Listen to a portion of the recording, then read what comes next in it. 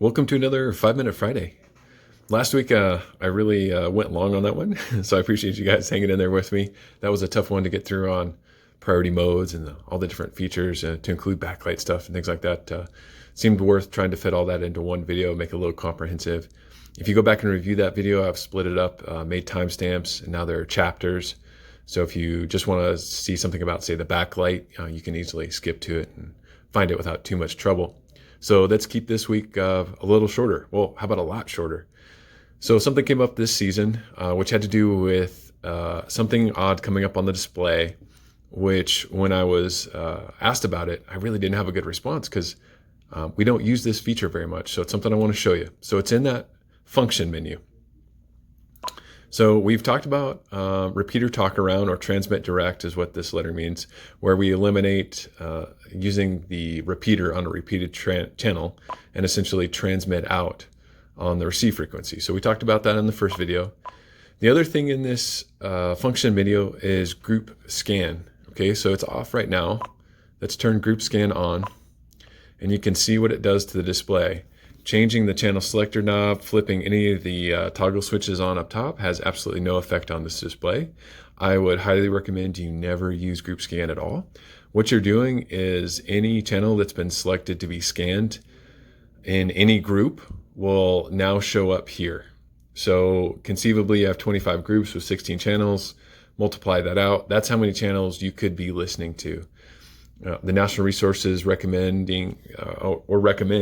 that you don't scan any more than 3 channels because it's just too hard to keep track of.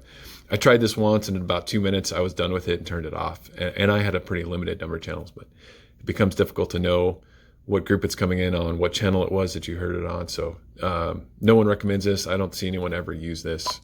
So don't do it. This would be my recommendation. Oh, let me get out of there. So remember, priority to turn on or off, then enter to confirm the selection. So that's one odd display. You guys saw what that looked like. Let me show you the other one that you might see.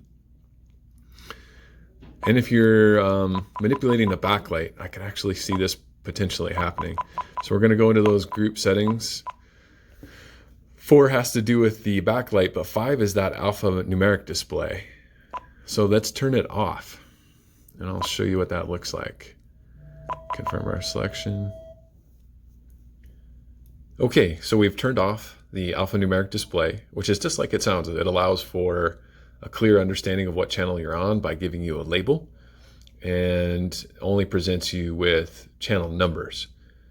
So I don't know anybody that uses this setting, but I don't know, I guess maybe you might find it helpful, but I'll show you what it does. Let's move to a different channel here.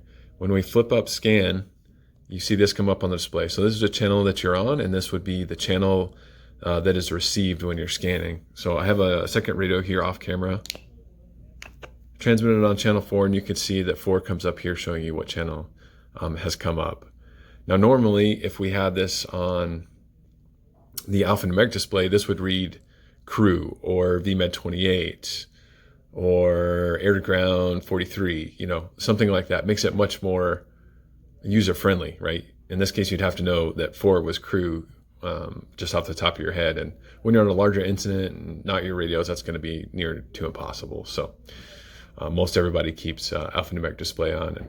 And I should really say I've never seen anybody ever turn it off. So I'll show you that was again one more time. Go to the programming menu. We want the 0 codes. We're going to use function to cruise on through it. It's in the third group. 4 has to do with backlight. 5 is that alphanumeric display. Hit enter to select it. Cycle the radio on off.